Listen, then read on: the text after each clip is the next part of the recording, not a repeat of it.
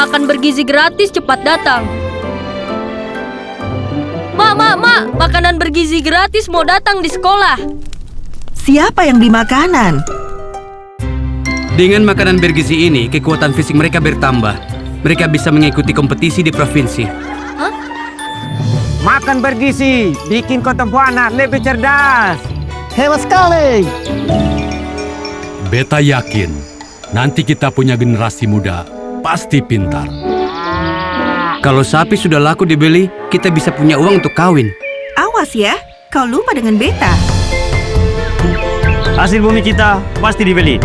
Dampak positif buat perekonomian lokal. Mereka cerdas, mereka sehat, dan tidak gampang sakit. Makanan bergizi gratis adalah janji Bapak Presiden Prabowo untuk memerangi kemiskinan dan kelaparan. Dan ini adalah harapan jutaan anak Indonesia. Jadi tidak ada alasan untuk kita tidak mendukung program ini. Pak, kira-kira daerah kita termasuk dalam program ini atau tidak? Pak Presiden tentu telah memikirkan. Beliau bukan bicara soal makan, tetapi beliau bicara soal masa depan. Kepada yang terhormat Presiden Republik Indonesia, Bapak Prabowo Subianto. Bapak Presiden, saya bersama teman-teman sangat berterima kasih karena Bapak telah memikirkan kami dengan program makan bergizi gratis.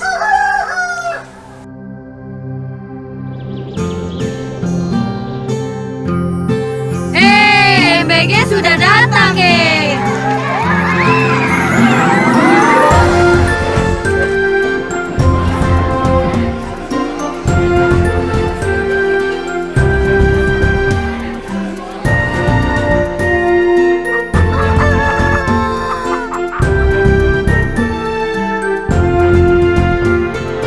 Jadi, kau kirim surat ke Pak Presiden? Belum, akan kuselesaikan. Kita harus berterima kasih karena sekolah kita sudah mendapat makanan bergizi gratis. Terima kasih Bapak Presiden.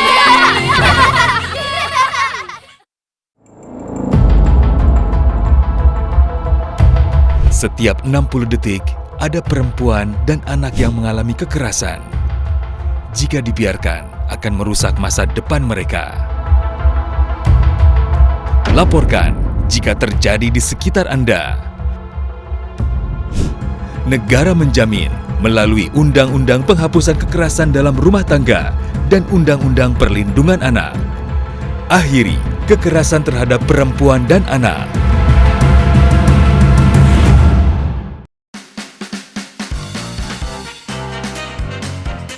Bintang tamu kita kali ini adalah sosok wanita yang kita sering lihat di TV. Terus juga di panggung debat, Ber. Kontestasi itu bukan hanya di usia tertentu aja dan satu kali dalam hidup.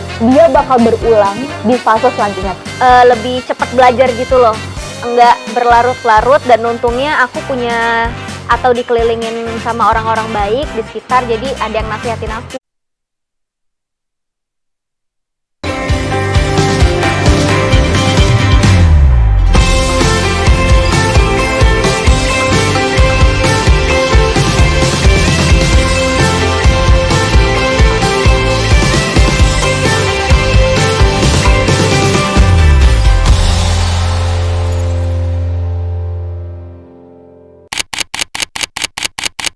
Penguburan pada masa prasejarah tidak hanya dimaknai sebagai aktivitas peralihan hidup, tetapi juga memiliki nilai sosial dan spiritual. Di Biak Numfor, gua-gua dan ceruk tebing kapur kerap digunakan masyarakat kuno sebagai tempat berlindung, berkarya seni, sekaligus tempat pemakaman. Kuburan Tua Padua menjadi bukti nyata bagi tradisi tersebut. Kata Padua dalam bahasa Biak berarti kurungan, sebab kampung ini dikelilingi dua tanjung, sehingga saat air laut pasang, wilayah ini tampak terkurung. Di pesisirnya terdapat 3 tebing batu kapur, dan 2 diantaranya dijadikan lokasi pemakaman pada masa lampau. Menuju lokasi ini, wisatawan harus menuruni jalur terjal dengan medan berbatu kapur yang menantang. Perjalanan ini memberikan pengalaman tersendiri, terlebih ketika sampai di bibir pantai, hamparan karang dan deburan ombak menyambut langkah menuju ceruk-ceruk pemakaman kuno. Sistem penguburan di Padua berbeda dari umumnya. Tradisi yang dikenal second burial dilakukan dalam 2 tahap. Pertama, jasad direndam di laut hingga hanya tersisa tulang belulang. Tulang-tulang tersebut kemudian ditempatkan dalam peti kecil yang dalam bahasa Biak disebut abai. Selanjutnya peti itu diletakkan di ceruk-ceruk tebing pantai yang hingga kini masih dapat disaksikan. Meski sebagian peti sudah rusak akibat faktor alam, sisa-sisa tulang dan peninggalan sejarah ini tetap menjadi bisu perjalanan panjang peradaban di Biak. Keunikan situs ini menjadikan kuburan tua Padua bukan sekedar objek arkeologi, melainkan juga destinasi wisata sejarah yang syarat nilai budaya. Bagi wisatawan, tempat ini menawarkan pengalaman berharga. Menyusuri alam Papua yang indah, sekaligus menyentuh jejak peradaban kuno yang jarang ditemui di belahan dunia lain. Kuburan tua Padua dapat ditempuh hanya 30 menit perjalanan dari pusat kota Biak. Dari gerbang masuk, wisatawan harus menuruni ratusan anak tangga menuju lokasi. Perjalanan melelahkan itu akan terbayar dengan panorama laut yang menakjubkan serta kisah masa lalu yang begitu kaya. Dengan segala keunikannya, situs kuburan tua Padua bukan hanya aset budaya Papua, tetapi juga potensi wisata unggulan yang dapat menarik minat peneliti, pecinta sejarah, maupun wisatawan yang ingin menemukan pengalaman baru. Dari Biak Numfor, TVRI Papua melaporkan. Ya, itu tadi cerita pagi dari Biak Numfor yang mengawali jumpa kita di pagi hari ini dalam Jendela Negeri. Ada saya Dewinta Kailola. Ya, dan saya Akbar Syam ya. Tadi kalau kita lihat meskipun namanya sedikit menyeramkan ya, tapi ini tentunya menyajikan nuansa yang wisata yang sejarah ya. Betul. Yang penuh dengan nilai dan juga daya tarik bagi wisatawan. Dewinta. Betul, apalagi sebentar lagi mau weekend nih. Betul. Jadi bisa jadi referensi juga bagi masyarakat di sana yang ingin merasakan nuansa baru begitu ya Akbar ya, berwisata sejarah, bisa langsung mengunjungi tempat wisata yang ada di Biak Numfor tadi. Dan bisa menjadi referensi lagi ya. Setuju. Nah, kalau kita ngomongin terkait dengan tema kita di pagi hari ini, Dewinta, ya, terkait dengan lingkungan kerja begitu. Menurut kamu lingkungan kerja yang aman seperti apa? Lingkungan kerja yang aman ya pastinya tidak dikelilingi orang-orang toksik begitu ya Pak ya. Karena tidak dapat dipungkiri bahwa lingkungan kerja yang aman dan nyaman ini sangat mempengaruhi juga daripada kinerja kita itu. Termasuk apa ya, daya tarik untuk lebih semangat lagi begitu ya untuk bisa improve pastinya di pekerjaan. Nah, kalau misalnya disuruh milih nih, ada dua nih, ada perusahaan kan. Yang pertama gajinya tinggi tapi toksik lingkungannya. Yang kedua gajinya mungkin biasa aja tapi lingkungannya bagus. Kamu pilih mana nih? Ya kalau gaji yang gede siapa sih yang gak mau baik? Saya juga mau sih. Tapi ya kembali lagi itu tadi bahwa lingkungan kerja ini sangat mempengaruhi etos kerja dan juga minat kerja dari seseorang untuk terus berkembang dan lebih improve diri lagi untuk lebih baik lagi. Dan kalau bisa sih ya gajinya tinggi, lingkungannya bagus. Itu udah paket lengkap. Paket lengkap ya. Harapannya seperti itu ya. Ya. Dan kita akan membahas terkait dengan bagaimana lingkungan kerja yang aman hari ini ya. Tentunya berkaitan dengan K3 Dewinta. Kita sudah hadirkan narasumber kita di studio, ada Profesor Jo Hermansyah Johan, pengamat ketenagakerjaan. Selamat pagi, Prof. Pagi, Akbar, pagi Dewi. Selamat pagi, selamat datang di Jendela Negeri. Prof, kita berbicara terkait dengan K3.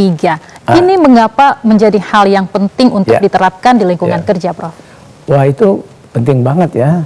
Kenapa? Karena terkait dengan keselamatan, terkait dengan kesehatan dalam bekerja. Keselamatan kan kita kerja kan bukan cari duit aja, tapi kita harus safety, ya, aman, ya, dan tidak terjadi kecelakaan. Yang lain juga kesehatan nih. Kalau kerjanya berdebu misalnya gitu ya kan, kena paru-paru.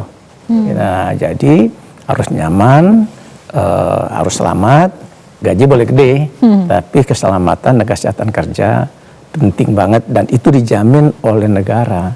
Negara menjamin perusahaan-perusahaan itu untuk memastikan mereka menerapkan K3 ya di perusahaan-perusahaan. Kebijakannya seperti apa tuh, Prof, yang menjadi itu jaminan? ada standarnya. Jadi makanya kan diterbitkanlah oleh pemerintah namanya sertifikasi K3. Nah, sertifikasi itu untuk membuat perusahaan-perusahaan mengikutinya, ya harus ada jaminan bahwa tidak terjadi kebakaran, di situ juga tidak ada terjadi berbagai macam akibat-akibat yang membuat pekerja itu bisa sakit, ya.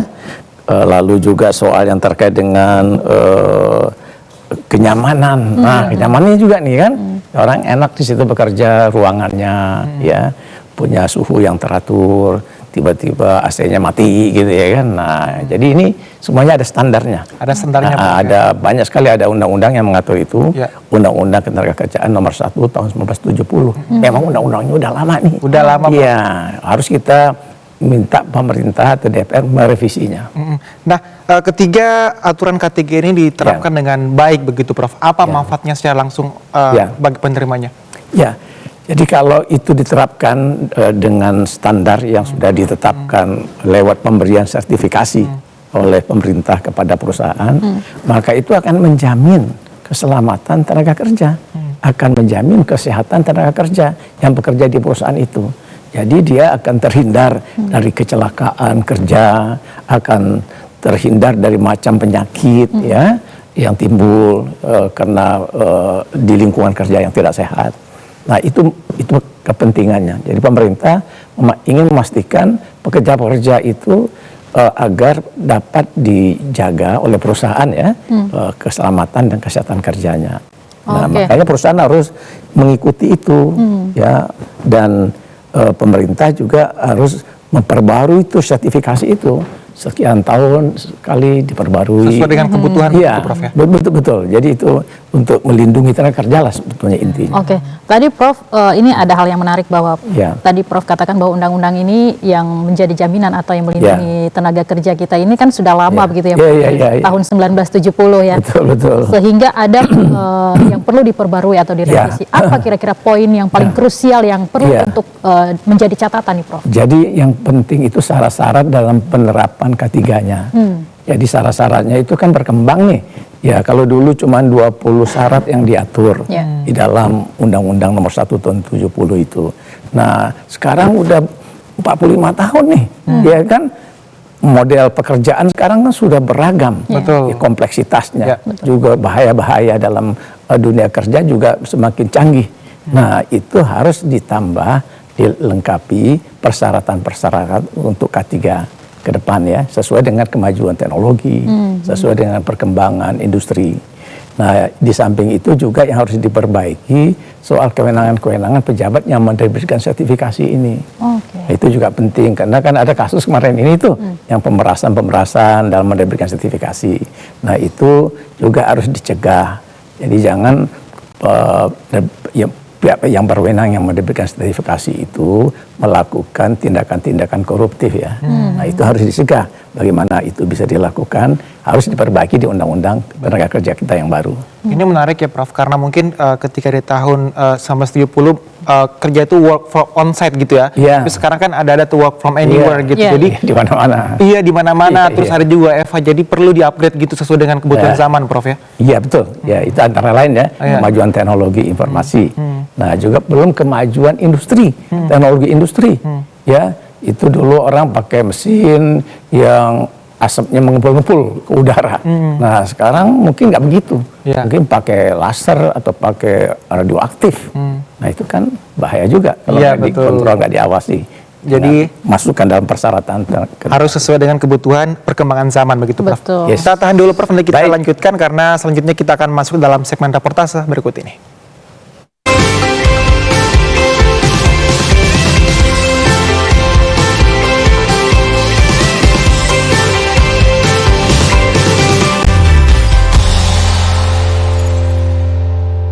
Yang pertama kita akan ke Kalimantan Barat. Jadi persoalan keselamatan dan kesehatan kerja K3 mesti menjadi persoalan serius, terlebih terhadap pekerjaan berisiko, sehingga penerapan K3 hendaknya dilakukan secara ketat tanpa terkecuali. Informasi selengkapnya akan disampaikan oleh Cantika langsung dari Kalimantan Barat. Selamat pagi Cantika. Halo, selamat pagi Dewinta dan juga Akbar. Ya, Cantika, silakan informasi Anda selengkapnya. Baik, terima kasih Dewinta, Akbar dan juga pemirsa dimanapun Anda berada. Tidak hanya berorientasi pada hasil, keselamatan dan juga kesehatan kerja juga harus menjadi perhatian serius bagi seluruh kalangan.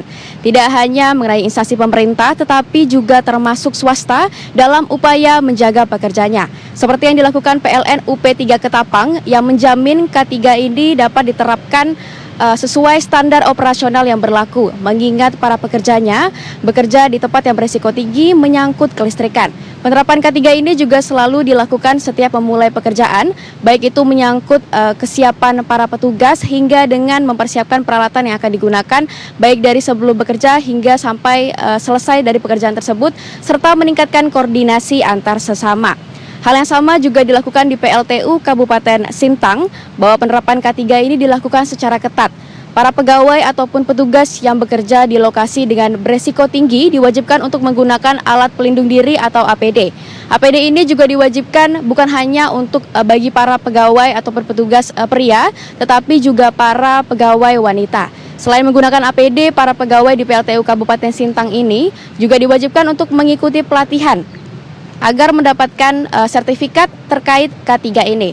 Hal ini dilakukan guna agar para pegawai ataupun petugas memiliki pengetahuan tentang bagaimana cara menyelamatkan dan mencegah ataupun menjaga diri, baik untuk diri sendiri maupun orang sekitar ketika bekerja ataupun melakukan tugas, seperti itu.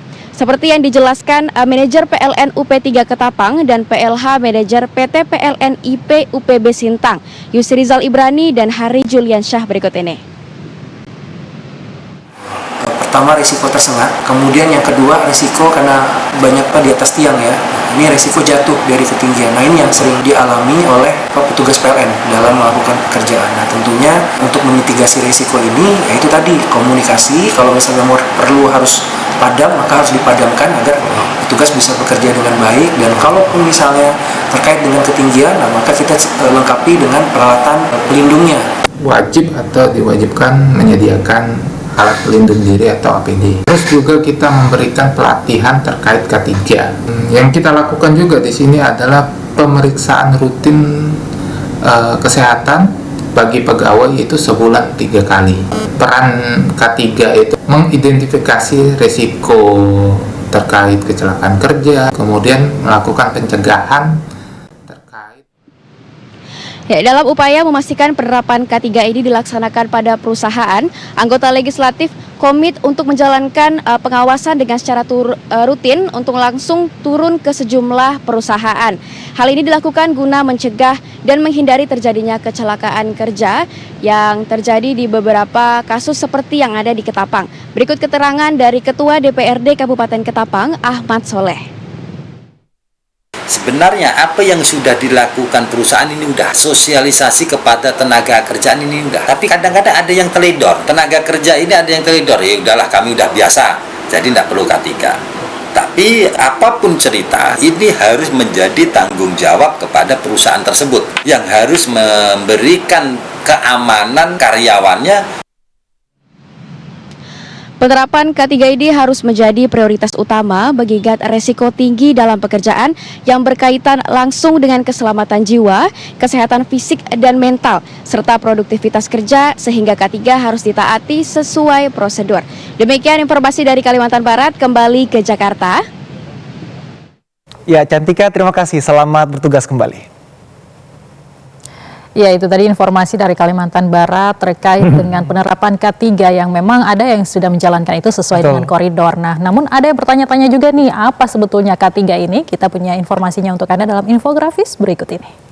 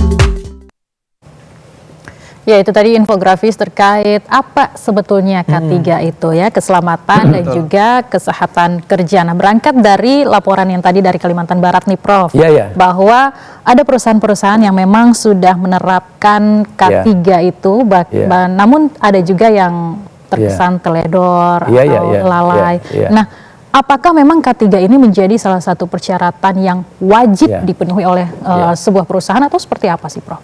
Iya, kalau K3 itu wajib ya. Jadi perusahaan kita dirikan, maka pemerintah hadir untuk menjamin tenaga kerja yang bekerja di perusahaan itu bisa keselamatannya terjamin, kesehatannya terjamin. Itu tanggung jawab negara kan.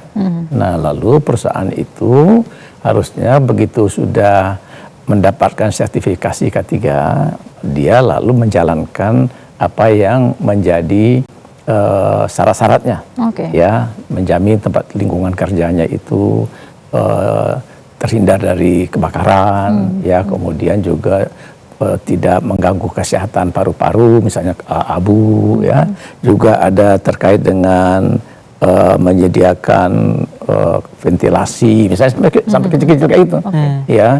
Nah, itu harus di kebakaran tadi udah saya singgungnya. Jadi artinya itu harus dipenuhi. Nah, ada pengawasan terhadap penerapan sertifikasi itu di lapangan oleh pengawas-pengawas tenaga kerja. Ya, jadi kementerian, kemudian dinas tenaga kerja di daerah-daerah punya perangkat aparat yang namanya pengawasan. Aparat pengawasan inilah yang mengontrol pelaksanaan sertifikasi K3 ini sudah dilaksanakan atau belum. Ada kata ada yang belum menerapkannya, karena ada laporan yang masuk mungkin ya, maka itu akan diberi peringatan, teguran, dan koreksi untuk bisa diperbaiki. Baik, Prof, berarti semua jenis pekerjaan wajib menerapkan K3 di perusahaannya begitu, tanpa terkecuali begitu ya? Betul, ya, itu syarat yang wajib dipenuhi sesuai dengan regulasi kita. Dan itu juga di mancanegara, di dunia pun juga begitu. Di mana-mana orang bikin usaha, ya, industri terutama ya, pabrik-pabrik, ya, itu harus memenuhi standar sertifikasi. Apalagi yang berisiko tinggi, Prof ya? Yang berisiko tinggi, berisiko tinggi lebih diutamakan begitu ya? Betul-betul, ya, perusahaan-perusahaan yang akibat kecelakaannya bisa tinggi ya, karena angka kecelakaan kerja kita di Indonesia ini kan juga lumayan tinggi, ya kan, setiap tahunnya. Nah, itu makanya harus dikontrol dengan adanya sertifikasi itu. Oke, Prof, dengan adanya K3 ini, sejauh mana K3 ini mempengaruhi produktivitas dari setiap karyawan yang bekerja dalam satu perusahaan? Oh iya, itu kan soal keselamatan ya, soal kenyamanan tadi. Kalau kita kerjanya nggak pasti bisa selamat dan nggak nyaman, itu produktivitas kita terganggu pasti. Ya kan, jadi kita kerjanya itu tidak bisa optimal. Nah, jadi maka kita ketika bekerja di satu perusahaan, kita merasa aman nih ya, tidak bakal terjadi kecelakaan, dan kemudian juga bisa tidak terganggu kesehatan karena timbul penyakit-penyakit akibat tidak beresnya jaminan kesehatan di lingkungan kerja kita. Abu, ya kan, misalnya ketika itu. Kemudian juga temperaturnya nggak beres, ya kan. Dan macam-macam lagi penyakit-penyakit di lingkungan dunia perusahaan lah ya, tergantung jenis usahanya. Ya, tergantung jenis usahanya, Prof. Ya. Apakah memungkinkan, Prof, P3K ini bisa dijadikan prasyarat berdirinya sebuah perusahaan agar kemudian ini bisa menjadi jaminan bagi para pekerja, Prof? Iya, jadi kalau kita mau bikin perusahaan itu seluruh hal perencanaannya, ya, perencanaan mesin yang mau kita pakai, alat-alat berat yang kita mau gunakan, kemudian kantor yang mau kita bangun, ya, itu dibuat pemetaannya, dan itulah ada biro jasa yang membantu perusahaan untuk menyusun tentang jaminan keselamatan dan kesehatan kerja. Nah, inilah yang akan menguruskan kita, menjadi konsultan lah, kita bikin perusahaan nih. Nah, kita minta jasa konsultan biro jasa itu, dan kemudian dia menyiapkan berbagai macam keperluan sesuai dengan persyaratan perundang-undangan. Nah, mereka lah yang kemudian menyerahkannya kepada pihak pemerintah untuk menerbitkan sertifikasi. Tapi dengan dinamisnya pekerjaan sekarang, Prof, yang meskipun kita nggak punya kantor tetap bisa menjalankan pekerjaan, seperti apa, Prof? Menyesuaikan hal itu, Prof? Oh ya nggak apa-apa, kalau zaman sekarang kan memang kan bekerja dari mana-mana saja. Iya, betul. Work from everywhere itu. Iya. Nah jadi kalau model kayak gitu kan berarti pekerjaannya lebih ke pekerjaan yang sifatnya digitalisasi ya, jadi high tech. Nah jadi itu kan saya kira kalau kita kerja di rumah, kerja di kantor, kerja di rumah, di pasar gitu ya, atau di mobil lagi jalan, itu kan risikonya boleh dikatakan hampir nggak ada ya, karena lingkungannya bukan lingkungan yang di suatu industri pabrik. Betul. Nah, atau mungkin yang bersifat pribadi begitu ya, nah, itu lebih mandiri begitu ya. Nah, itu lebih mandiri pribadi itu tidak berpengaruh lah menurut saya dalam keselamatan dan kesehatan kerja. Yang paling berpengaruh itu adalah kalau kerja di lingkungan suatu industri dan pabrik. Yang on-site begitu, Prof? Yang on-site. Itu memang sangat mempengaruhi. Maka itu harus dijaga, diawasi, dikontrol oleh pemerintah. Dipastikan bahwa itu betul-betul tidak membuat pekerjaannya menjadi tidak terlindungi. Oke Prof, nanti kita akan lanjutkan kembali perbincangan kita, namun kita akan jeda dulu. Pemirsa jangan kemana-mana, tetap bersama kami di Jendela Negeri.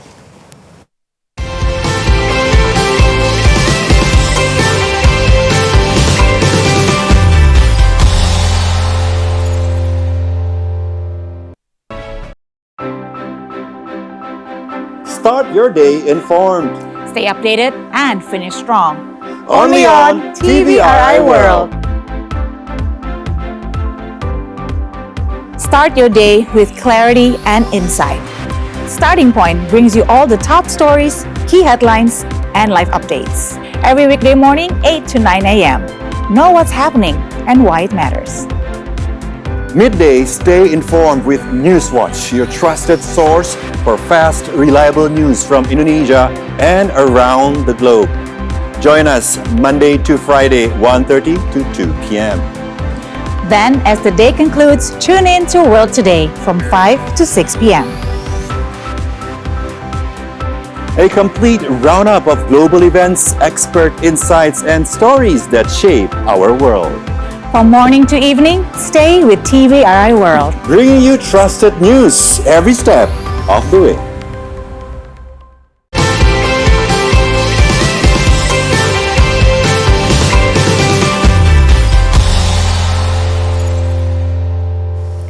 Terima kasih Anda masih bersama kami di Jendela Negeri dan masih membahas terkait dengan bagaimana K3 ini penting untuk keselamatan pekerja ya Dewinta. Betul, dan bicara tentang K3 yang menjamin keselamatan dan juga kesehatan kerja, kita akan menuju ke Jawa Barat. Sebuah perusahaan yang melibatkan pekerja atau karyawan wajib untuk menerapkan K3, yakni keselamatan dan kesehatan kerja bagi setiap karyawannya. Selain wajib menerapkan K3, harus ada pengawasan dari pemerintah. Nah, kedua hal ini harus berjalan bersamaan. Dan saat ini kita telah terhubung bersama rekan kami Gilang Hafidzi langsung dari Bandung, Jawa Barat. Gilang, selamat pagi. Bagaimana penerapan K3 dan fungsi pengawasan di Jawa Barat saat ini, Gilang? Ya, selamat pagi Dewinta, Akbar, dan juga saudara. Terkait dengan K3 yang merupakan keselamatan dan kesehatan kerja, ini ada yang merupakan bagian daripada segala upaya terpadu yang berkenaan untuk melindungi dan juga menjamin keselamatan dan kesehatan tenaga kerja. Dan juga beberapa upayanya adalah melalui pencegahan kecelakaan kerja seperti halnya kebakaran, kemudian peledakan, dan juga pencemaran lingkungan di tempat kerja. Adapun juga K3 ini mencakup ilmu dan penerapan terkait dengan untuk melindungi atau mengontrol terkait dengan risiko, kemudian juga serta menciptakan lingkungan kerja yang aman. Terlebih juga berkenaan dengan penerapan K3 di Jawa Barat, disampaikan oleh Kepala Perwakilan Ombudsman Jawa Barat bahwasannya ada dua hal yang disoroti untuk penerapan K3, yakni berkenaan dengan kewajiban yang harus dilakukan oleh perusahaan serta juga pengawasan dari pemerintah. Dan untuk lebih jelas ya, kami akan berbincang bersama dengan narasumber yang telah bersama kami saat ini, yaitu Kepala Perwakilan Ombudsman Jawa Barat dan Satriana. Selamat pagi Pak Dan. Selamat pagi Kang Gilang. Selamat pagi pemirsa TVRI. Baik, berkenaan dengan poin tadi Pak, ada kewajiban dari perusahaan, kemudian juga pengawasan dari pemerintah. Mungkin bisa dijabarkan seperti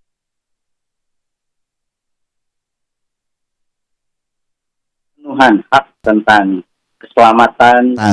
keselamatan dan kesehatan pekerja menjadi penting karena pada tahun 2024 yang lalu misalnya tercatat sekira 79.000 kecelakaan kerja. Untuk itu saya kira perusahaan wajib memastikan menciptakan lingkungan kerja yang aman dan sehat, melakukan sosialisasi edukasi dan memberikan kompensasi terhadap korban kecelakaan yang diakibatkan karena kerja. Di sisi lain, saya kira pemerintah sebagai pengawas pelayanan publik perlu memastikan pemenuhan K3 sesuai standar, melakukan pengawasan, pembinaan, dan yang paling penting memberikan sanksi yang tegas bagi perusahaan yang lalai dalam menerapkan K3 tersebut. Baik, kemudian Pak Dan, dari beberapa kasus ataupun juga aduan yang telah disampaikan mungkin melalui Ombudsman Jawa Barat, seperti apa dorongan dari Ombudsman supaya penerapan ini bisa tercipta terkait dengan K3 baik instansi pemerintah ataupun juga swasta di Jawa Barat, Pak? Betul, Kang Gilang, di kantor perwakilan Ombudsman di Provinsi Jawa Barat ini memang sektor ketenaga kerjaan termasuk sektor yang paling banyak dilaporkan. Kami tentu saja sesuai dengan kewenangan melakukan penyelesaian laporan, tapi yang lebih penting kami mendorong agar ada perbaikan yang sistemik khususnya dari dinas terkait agar maladministrasi tersebut tidak berulang terus-menerus. Begitu, Kang Gilang. Baik.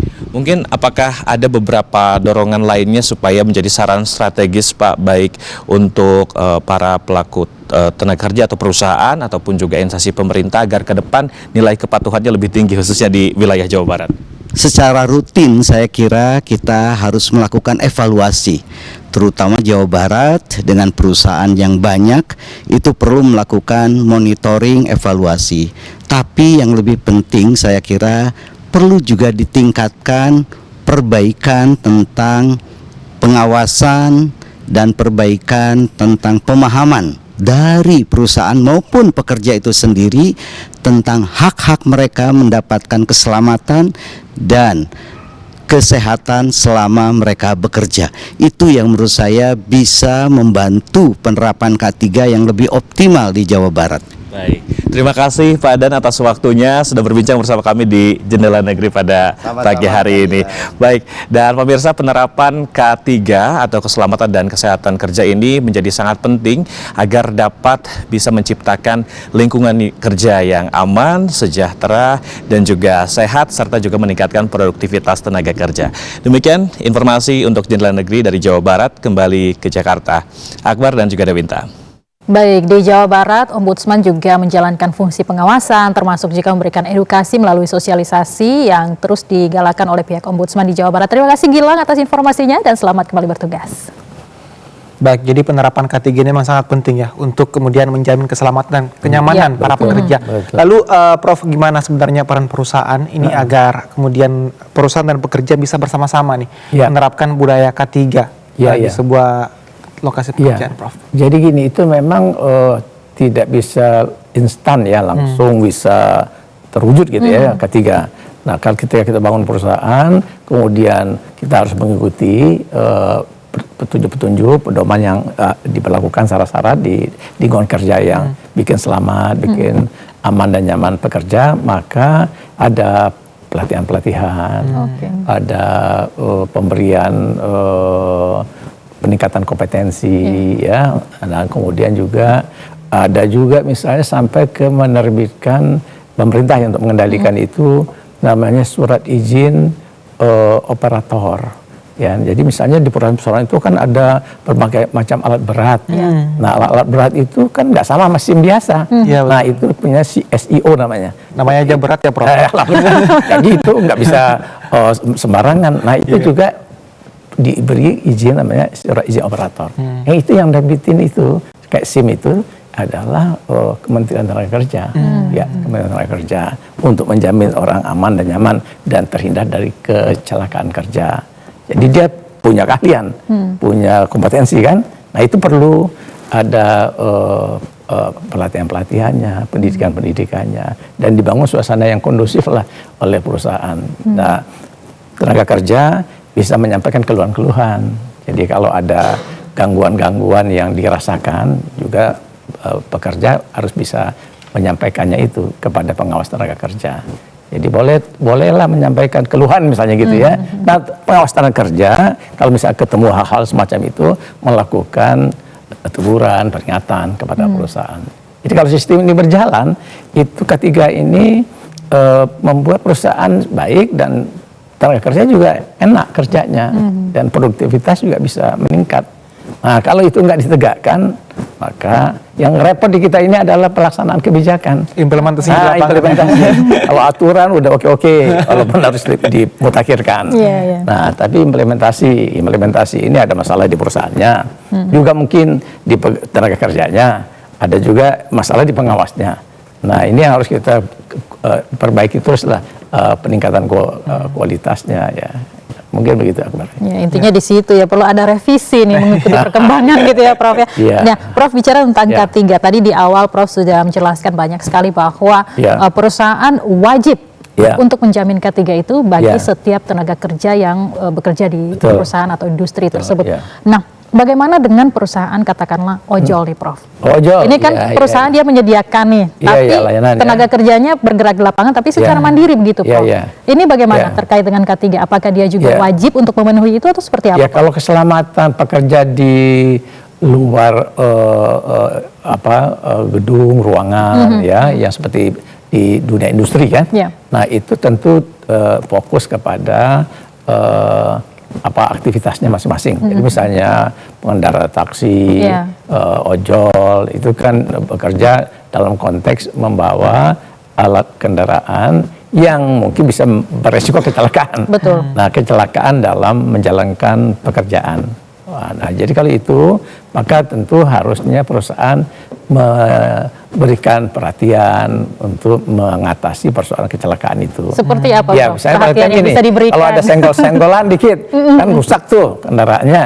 Nah, itu dibetulin oleh perusahaan tanpa harus dibebankan kepada si tenaga kerja. Alasannya kenapa, Prof? Ya, artinya ini supaya tenaga kerja itu bisa tidak terbebani dengan membiayai hal-hal yang tidak sanggup dilakukan. Beban kan? Ya, penghasilannya kan nggak besar. Tiba-tiba harus ganti mobil tabrakan atau ojolnya dilindes gitu ya kan. Nah, itu. Dan mungkin tambahan edukasi Prof ya, ketika di jalan raya seperti apa agar kemudian ya bisa terhindar dari masalah begitu. Nah, itu juga ya, itu tuh ada protapnya untuk melindungi itu. Jadi pekerja-pekerja yang bekerja di dunia ojol itu juga ada edukasinya kan oleh perusahaan ya sebelum diterima. Dan harusnya rutin begitu ya. Agar itu dia. Jadi nggak hanya dikasih jaket, ya kan, kemudian dikasih handphone ya. Nah, tapi juga harus diberi pendidikan bagaimana berlalu lintas yang teratur, yang tertib. Nah, yang menjaga keselamatan penumpang yang dibawa. Dan ini masuk jenis pekerjaan WFA ya, work from anywhere tadi ya. Dan ini sudah marak terjadi di sekarang fenomenanya. Fenomenanya sekarang Prof ya. Sedang tren ya. Betul. Tapi Prof, menurut Prof sendiri apa sebenarnya hal sederhana dari K3 ini yang kemudian memiliki dampak besar bagi sebuah pekerjaan, Prof? Hal sederhana. Kalau hal yang sederhananya gini, kita bekerja, kita ingin bekerja itu terjamin keselamatan. Nah, kita datang ke tempat kerja, tapi kemudian tiba-tiba di pekerjaan itu kita bisa celaka. Nah, maka itu harus dicegah dan dihindari oleh perusahaan yang memiliki usaha itu. Nah, itu aja pekerja. Yang kedua ya kesehatan kita. Kalau kita ingin bekerja di tempat yang sehat, ya tidak di tempat yang banyak penyakitnya. Nah, harus dicegah oleh perusahaan itu untuk bisa membuat pekerjaannya itu tidak kena penyakit dalam lingkungan kerjanya. Jadi jaminan semacam itu udah cukup itu. Tujuannya mulia sekali ya. Atau mungkin cek kesehatan secara berkala juga disediakan dari perusahaan, bisa termasuk daripada menjamin kesehatan dan juga keselamatan kerja begitu ya Prof ya. Itu plus-plusnya. Iya, plus-plusnya ya kan. Ya kalau mau perusahaannya memang menanggung itu akan baik sekali itu untuk menjaga kualitas kesehatan, ya kan. Nah, tetapi yang paling penting adalah kesehatan yang ditimbulkan oleh pengaruh-pengaruh alat-alat kerja di tempat mereka bekerja. Lingkungan kerja begitu. Itu dia. Prof. Nah, bagaimana Prof menilai selama ini melihat perbedaan antara perusahaan yang taat dan menjalankan K3 sesuai dengan koridornya bagi para pekerjanya dan perusahaan yang tidak menjalankan K3 ini, Prof? Ya, itu pasti beda. Jadi perusahaan-perusahaan yang manajemennya baik, ya, itu akan membuat keselamatan kerja dan kesehatan kerjanya lebih tinggi derajatnya. Termasuk produktivitasnya? Termasuk juga produktivitasnya juga meningkat. Tetapi kalau perusahaan-perusahaan mengabaikan itu, biasanya efeknya adalah pekerjaannya sakit-sakit, ya kan? Pekerjaannya sering timbul terjadi kecelakaan ya dalam bekerja. Nah, tentu akan mengganggu produktivitas. Capaiannya bisa tidak akan seperti yang ditargetkan oleh perusahaan itu. Jadi untuk penerapan K3 ini kan harus ada sertifikatnya, Prof. Iya. Bagi perusahaan. Bagaimana kemudian jika misalnya tidak ada sertifikat itu, apakah tetap bisa dikatakan layak atau memang wajib sertifikat? Wajib. Kalau nggak punya sertifikat, itu dia tidak bisa bikin usaha. Usahanya belum bisa dibuka, produksi belum bisa dijalankan. Dan itu gampang mengetahuinya kan. Itu kalau ada pabrik, lalu kemudian bikin usaha di situ, kemudian K3-nya belum ada, sertifikat K3-nya belum ada, kan nanti ada kontrol dari pemerintah setempat, ada Pemda, ada camat, ada kepala desa, dan kemudian sampai ke pengawas tenaga kerja, langsung pabriknya ditutup. Tapi langka lah, saya lihat dalam model orang berusaha di kita itu sudah disiplin berusaha untuk memulai usahanya dengan punya sertifikat K3. Cuman sertifikat K3 ini yang harus dibikin lebih baik, lebih cepat, lebih mudah, lebih baik. Jangan berbelit-belit, jangan pula dimintain duit, ya kan, oleh para pejabat ini. Nah, itu yang harus kita betulin. Nah, itu dia. Implementasinya harus tepat sesuai dengan aturannya, Prof, ya. Pengawas juga harus di lingkungan kementerian lingkungan Pemda juga harus proaktif. Jadi kalau ada laporan harus segera ditindak gitu ya. Misalnya ada pengurusan yang berbulan-bulan belum jadi-jadi, belum selesai, itu jangan kita biarkan karena itu akan mengganggu penyerapan tenaga kerja. Kita butuh tenaga kerja kan, negara ini butuh tenaga kerja, tapi juga tenaga kerja itu perlu dijamin keselamatan kesehatan kerjanya lewat sertifikasi. Tapi juga jangan sertifikasi ini dipersulit. Nah, itu mengganggu nanti penyerapan tenaga kerja yang kita butuhkan. Semuanya dipermudah lah ya. Iya, betul. Kalau bisa dipermudah, jangan dipersulit. Gitu. Kalau ada yang gampang, kenapa harus yang susah gitu ya, Prof? Mungkin dengan berbagai tahapan yang panjang, butuh waktu yang cukup lama. Nah, ini juga sehingga stigma masyarakat kayak ngapain kita harus cari kerja untuk mengurus ini saja tuh susah begitu ya, Prof. Ya. Nah, bagaimana menjalankan fungsi pengawasan ini, Prof? Apakah selama ini sanksi untuk setiap perusahaan yang bandel atau katakanlah tidak disiplin itu tadi kurang kena atau seperti apa, Prof, dari segi sanksinya? Iya, jadi kadang-kadang kan kita ini kan suka toleransi, jadi kita selesaikan secara adat, namanya damai gitu ya. Nah, itu yang juga harusnya ditinggalkan lah. Jadi kita harus memulai bekerja sebagai pihak pengawas yang profesional dong, ya kan? Jadi andai kata memang ketemu ya beri sanksi, beri tindakan. Walaupun perusahaan itu perusahaan yang menyerap tenaga kerja yang banyak, jadi dia juga harus ikut dengan aturan. Nah, ketaatan, kepatuhan terhadap aturan ini dan penegakan aturan itu juga menjadi persoalan kita. Itu yang juga harus kita upayakan lebih kuat lagi lah. Jadi penegakan aturan oleh pejabat-pejabat yang berwenang tadi. Sehingga dengan demikian perusahaan itu akan disiplin, akan menjamin dengan penerapan syarat K3 itu dengan sungguh-sungguh. Karena kalau di atas sudah tegas pasti yang di bawah ngikut ya. Gitu. Tapi ada juga oknum-oknum yang nakal. Ada aja, tapi kan setidaknya kalau di atas sudah tegas apa satu dua ya. Itu kan asal jangan kebanyakan, Prof, ya. Iya, kan kita bukan malaikat. Bukan malaikat, betul. Tapi itu jangan berkembang jadi luas, betul. jadi di pusat begitu, di daerah begitu, itu yang harus dicegah. Jadi sistemik, itu yang nggak boleh. Tapi dari pengamatan Prof, ada nggak sih Prof perusahaan yang bisa kemudian menjadi role model nih bagi perusahaan lain yang banyak secara penerapan ini sudah sangat baik begitu? Ya, saya kira banyak ya. Jadi perusahaan-perusahaan yang sudah ikut standar, apalagi perusahaan yang punya jejaring internasional, ya kayak perusahaan otomotif ya. Saya nggak usah sebut nama ya. Betul. Nah, perusahaan otomotif itu standar, itu mengikuti standar-standar keselamatan kerja dengan baik. Karena kalau salah dalam membuat atau merakit kendaraan itu kan akan berdampak pada mutu dari produksinya. Nah itu standarnya bagus, betul-betul terjaga sehingga keselamatan boleh dikatakan rendah, kecelakaan kerja rendah ya, dan keselamatan tinggi, terjamin, ya kan. Kesehatan juga bagus, gemuk-gemuk pegawainya. Gitu, ya kan? Indikatornya itu Prof ya. Indikatornya itu, jadi kalau ada lihat orang gendut berarti sejahtera, sehat. Ya itu antara lain.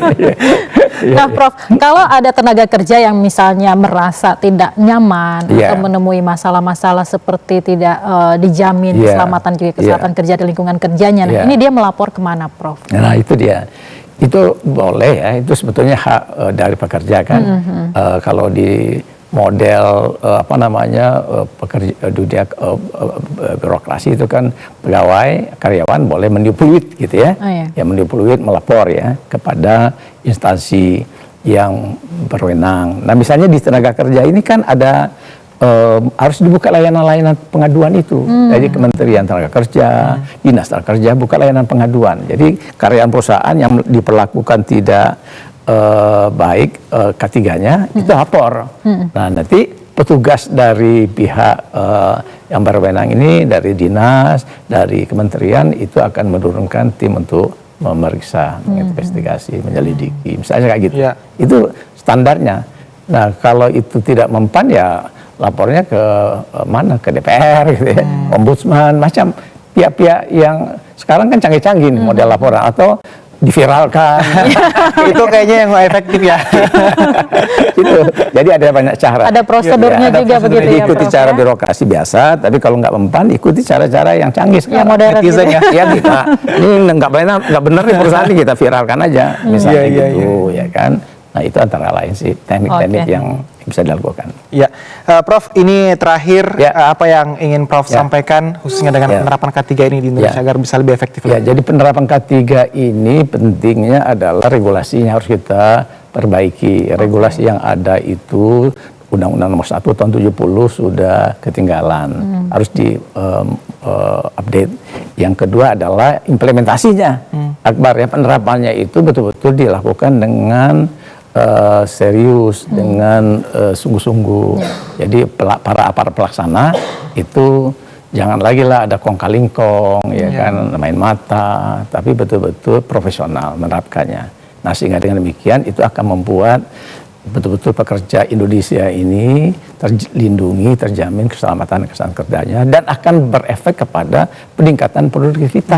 Nah ini yang penting kita perbaiki. Mulainya ke sana Prof ya, produktivitas itu. Dan terhindar dari berbagai macam penyalahgunaan wewenang. Itu yang harus dijamin di undang-undang itu juga. Ya kan, jangan ada pemerasan lagi. Gak ada yang main-main lagi Prof ya. Nggak boleh. Kebiasaan kong kali kong ini yang perlu untuk ditinggalkan gitu ya. Dan kita tentu berharap bersama bahwa penerapan K3 di setiap lingkungan kerja ini dapat diterapkan secara maksimal dan dapat dijalankan sesuai dengan peraturan dan ketetapan yang telah ditetapkan. Terima kasih banyak Prof sudah memberikan banyak sekali edukasi bagi kami semua di pagi hari ini terkait dengan penerapan K3 di lingkungan kerja. Dan pemirsa jangan kemana-mana, kami masih akan kembali dengan informasi lainnya usai jeda.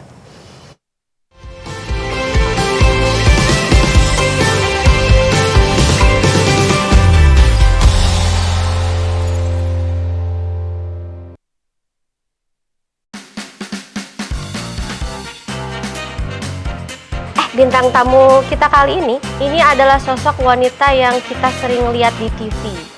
Terus juga di panggung debat, Ber. Quarter life crisis itu bukan hanya di usia tertentu aja dan satu kali dalam hidup. Dia bakal berulang di fase selanjutnya. Lebih cepat belajar gitu loh.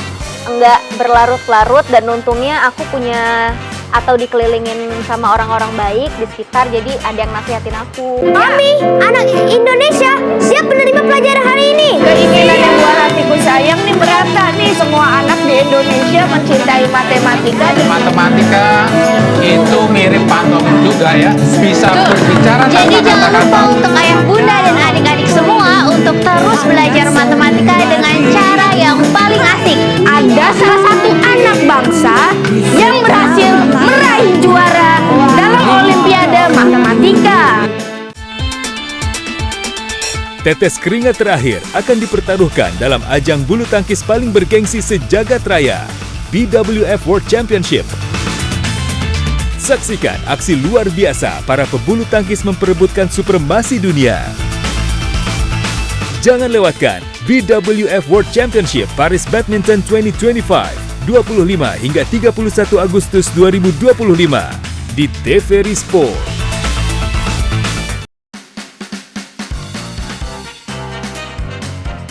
Bintang tamu kita kali ini adalah sosok wanita yang kita sering lihat di TV.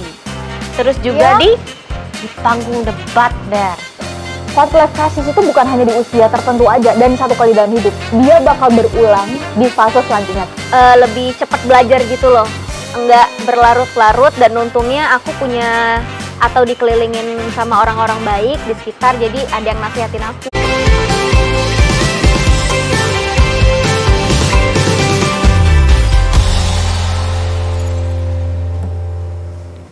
Masih bersama Dewinta dan Akbar di Jendela Negeri.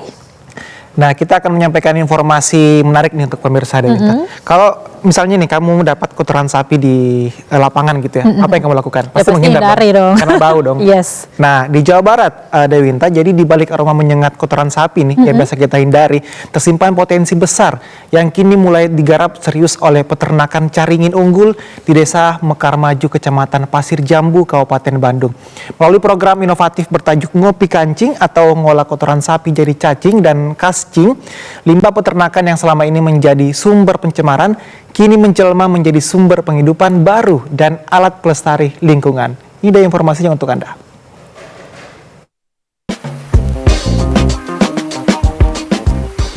Program inovatif bertajuk Ngopi Kancing atau ngolah kotoran sapi jadi cacing dan kascing menjadi gagasan pemerintah Kabupaten Bandung melalui Dinas Lingkungan Hidup yang ingin membangun paradigma baru dalam mengelola limbah organik. Program ini mendorong pengolahan kohe sapi secara berkelanjutan untuk menghasilkan nilai tambah baik berupa cacing tanah maupun pupuk organik kascing yang memiliki nilai jual tinggi. Di peternakan Caringin Unggul, semangat transformasi itu sangat terasa. Para peternak tak hanya berternak sapi, tetapi juga mulai menekuni budidaya cacing tanah seperti jenis Lumbricus rubellus dan African Night Clover atau ANC. Keduanya dikenal sangat efektif dalam menguraikan bahan organik menjadi kompos berkualitas tinggi. Inisiator budidaya cacing di lokasi ini, Muhammad Agung Budiman, menjelaskan proses pengolahan dimulai dari pengambilan kohe sapi yang kemudian difermentasi selama beberapa hari. Setelah itu, kohe disebar ke media rak pembiakan, lalu dibiarkan diurai secara alami oleh cacing. Awal mula proses di pengolahan kotoran hewan menggunakan cacing ini, kita bermula dari sistem proses pembibitan. Pembibitannya itu dilakukan mulai dari tahapan awal, kita menyediakan beberapa rak atau media sebagai tempat pengolahan kohe itu sendiri menggunakan cacing. Sementara itu, Kepala Bidang Pengendalian Pencemaran dan Penataan Lingkungan P3HL Dinas Lingkungan Hidup Kabupaten Bandung, Robi Dewantara Sukardi, mengapresiasi inisiatif para peternak di Pasir Jambu. Program Ngopi Kancing ini sebagai wujud nyata kolaborasi antara pemerintah daerah dan masyarakat dalam menciptakan ekonomi berbasis lingkungan.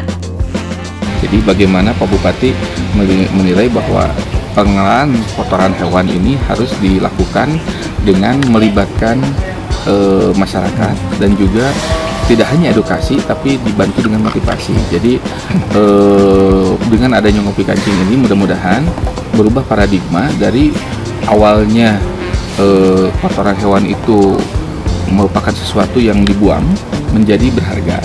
Jadi bisa dimanfaatkan oleh masyarakat untuk dirubah menjadi cacing dan kascing. Hasil dari pengolahan kohe ini terbukti memiliki nilai ekonomi yang kuat.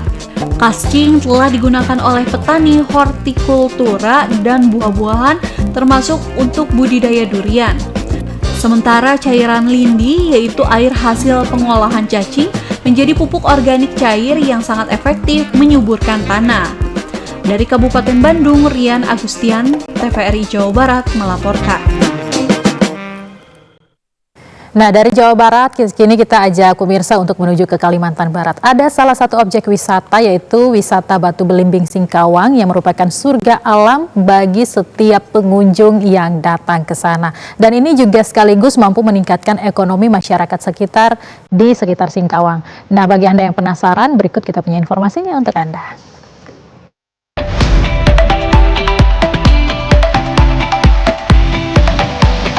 Objek wisata alam Batu Belimbing yang berlokasi di kawasan kaki Gunung Potek, Kelurahan Nyerongkop, Kecamatan Singkawang Timur ini memang memanjakan mata. Batu Belimbing merupakan batu besar yang menjadi ikon wisata ini, menjadi pusat perhatian bagi wisatawan bila berkunjung ke Singkawang. Objek wisata Batu Belimbing ini anugerah dan surga alam terindah yang diberikan Tuhan Yang Maha Kuasa. Objek wisata ini merupakan salah satu tujuan wisata yang menarik untuk dikunjungi. Kawasan ini terkenal akan keindahan alamnya karena menyerupai pohon belimbing. Selain itu, kawasan ini juga menawarkan pemandangan alam yang indah dan udara yang segar yang dapat membuat pengunjung merasa rileks dan tenang. Wakil Ketua Kelompok Sadar Wisata Batu Belimbing Singkawang, Darwin, mengakui kunjungan wisatawan yang datang ke Batu Belimbing semakin tahun semakin meningkat. Di kawasan Batu Belimbing ini juga telah tersedia tempat bersantai ria. Selain itu, di sini juga menyediakan aneka kuliner makanan dan minuman bagi pengunjung yang datang untuk bersantai. Darwin menambahkan, pesona alam wisatawan di kawasan Batu Belimbing ini diakui mendapatkan dukungan yang penuh dari pemerintah Kota Singkawang. Oleh karenanya, penataan di kawasan Batu Belimbing ini terus mengalami perubahan dan peningkatan setiap tahunnya. Fasilitas kita jalan sudah dilihat sendiri kan, tinggal ada sedikit lagi penambahan, nanti akan berlanjut nih. Nah, terus masalah toiletnya, terus persiapan di dalam juga kita ada musola, terus ada kantin-kantin yang kita siapkan untuk para pengunjung supaya bisa lebih enak.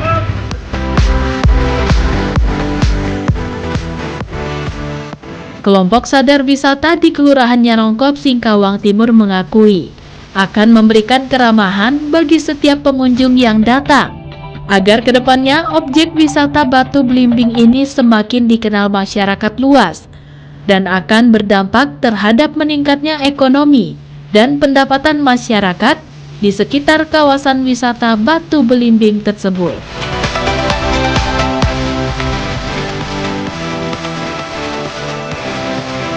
Dari Nyerongkop, Singkawang Timur, Arisa Triansyah melaporkan.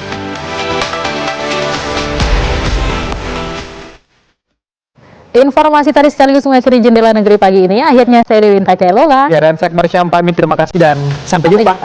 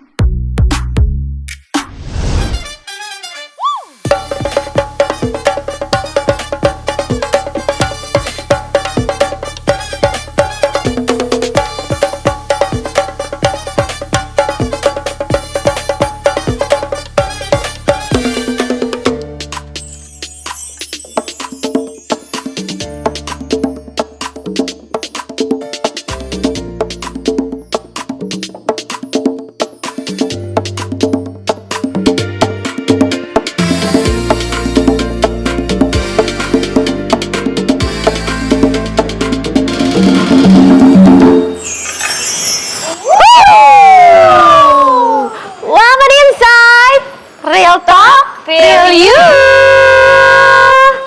Aduh, nih gimana ya ini? Kenapa? Kamu lagi bahagia? Bukan, aku pikir warna merah tuh ya merah gitu. Ternyata warna merah banyak ya? Banyak. Kan itu udah janjian. Iya, warna merah. Kenapa kamu ini? Ini merah juga kan? Merah sih. Ini merah juga kan? Merah sih. Emang sih berani tampil beda tuh bagus ya. Tapi kalau sengaja beda, ini malu-maluin ya? Iya, jadi kayaknya saltum gitu kamu. Gak apa-apa lah, gak apa-apa. Iya. Kamu gak temenan lagi sama aku? Aduh, jadi yang mau temenan sama aku siapa? Gak ada. Iya, aku kesana aja ya. Oke. Tapi kamu nggak boleh kesini. Kamu sian juga, aku udah tahu. Nanti pulang soalnya. Ada cerita kayak gitu. Aku pintar soalnya sekarang. Gak asik. Baru aku punya pantun buat Women Insight nih. Batu. Jalan-jalan ke Pekanbaru. Cakep. Pulangnya beli katun. Cakep. Woman Insight itu selalu punya ilmu baru. Makanya nonton terus dan stay tune.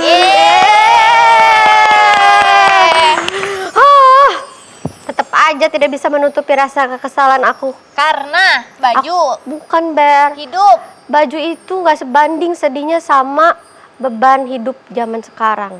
Oh iya, Mei. Aku mengalami quarter life crisis, Ber. Gimana tuh, Mei? Apa tuh, Fir? Itu tuh kondisi dimana kita tuh ngerasa kayak insecure, ngerasa kayak kosong. Padahal yang kita jalanin itu udah bener.